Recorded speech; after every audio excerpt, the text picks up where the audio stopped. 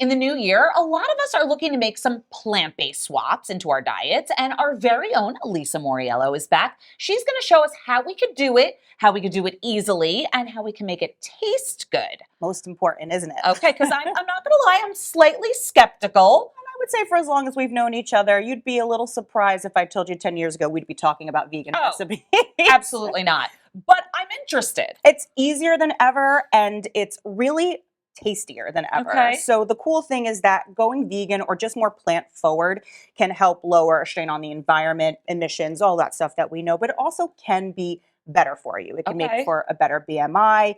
It could lower things like type 2 diabetes. So if you do it right, it can be healthier. And I have some great swaps on some things this looks amazing. You're very used to seeing. Yes. So first of all, you love pasta. I love pasta. I do. Have you had Trader Joe's cauliflower gnocchi? No, but I hear about it everywhere. So even people who are not plant-based, not vegan, they are obsessed with this. My husband is one of them. So Trader Joe's has so many plant-based options. Cauliflower gnocchi is just one of them. And I heat these up in the air fryer for about 12 minutes so they get a nice texture. And then I take the Trader Joe's vegan pesto, which is also like a cult favorite. Mix it with a little plant-based milk just to give you that creaminess of a sauce in the saucepan.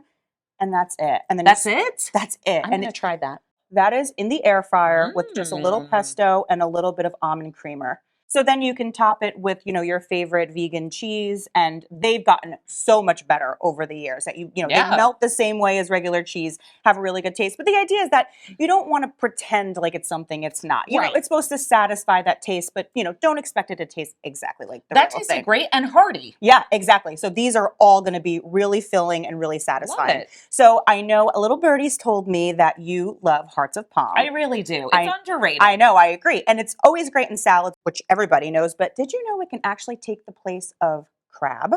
No, I definitely did not know that. This totally blew my mind. So there's a couple ways that you can do this. So when you make, say, a poke bowl, and a lot of people maybe don't remember that vegan means that you don't use any animal products. So it includes seafood, eggs, dairy. So, vegetarians have no problem making a regular crab cake, but when you're vegan or plant forward, you're missing that. So there's a couple ways to do this. So here I've made a poke bowl with hearts of palm as the crab. So all of your other, things you love, edamame, avocado, nori, and a rice bowl. And now this gives you that kind of satisfying bite that you want with your poke bowl. And then my absolute favorite, crab cakes. It looks like crab. You have one there. I want you to taste it. So what this is hearts of palm shredded up with some vegan mayo, panko, and your seasonings, and then you can make a vegan kind of remoulade sauce. The texture is there. There's something about the taste that really does taste like a crab cake. Weird, if you didn't tell me, I would say that this was a crab cake. That one you can totally just not even know the difference. The texture is exactly the same. And it gives you all of those good flavors. It's still, pan fried like you would a crab cake. I was going to say, it literally tastes just like a crab cake. And think about a crab cake. I mean, how much crab really is there? It's about the seasoning and, the breaded and everything like that. I know. That's probably one of my favorites. And you can also just do a crab salad stuffed with an avocado, which is also super healthy. And again, the idea is to take things that are good for you and then just kind of add the things that you miss from the meat, the dairy, and the animal products. So perfect example. A vegetarian chili is good. Vegetables are good. Beans are good. But sometimes you're missing that heartiness and that, satiation of meat.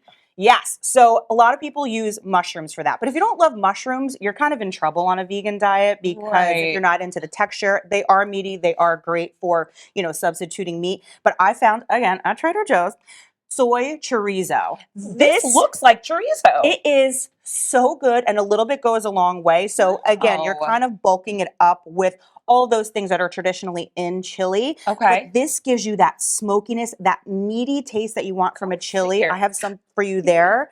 It is absolutely phenomenal. So this you could do in your Instant Pot. You could make it in the stovetop. You can just saute your vegetables. Wait. I know. Keep going. Take another bite. The first thing I tasted was that smoky chorizo flavor. It's phenomenal. And if you are vegetarian and not vegan, you could also do this with your eggs in the morning, as like sausage. You know what I mean? good. It's really good. So you do all your usual seasonings, your chili powder, your cumin. And it looks like meat. It does. And then, we do have the big game coming up, and sometimes you're looking for something to bring that will satisfy everybody. So you've probably seen the, baked feta pasta on TikTok and things like that, which was super popular. I love feta too. The feta that I found at Trader Joe's, the vegan variety, is so delicious. You can do that same thing right in this little pot here. So you just bake this at about 350 degrees for 20 minutes. So I put it in with some cherry tomatoes and some chickpeas.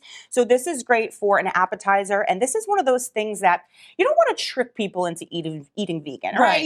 That's not the idea. It's to make people want to do it. So when people taste something like this, especially something like the crab cakes, like things that you can bring and say, hey, I made this, it's vegan, why don't you try it? And it looks like something you're used to. Right. People are more prone to try it and they end up loving it. So this is great as an appetizer. You can mix it up with the pasta like you would any other time. I love that. So this is a great way to kind of, get your foot in the door when it comes to going more plant forward. You can keep your meatless Mondays. You can do the 5-2 rule, which is 5 days of no meat, 2 days of meat. And it's just a way to kind of, first of all, get creative in the kitchen. I've had so much fun experimenting with having to change things around to make them vegan. I've done some kosher catering. So these things have been super fun.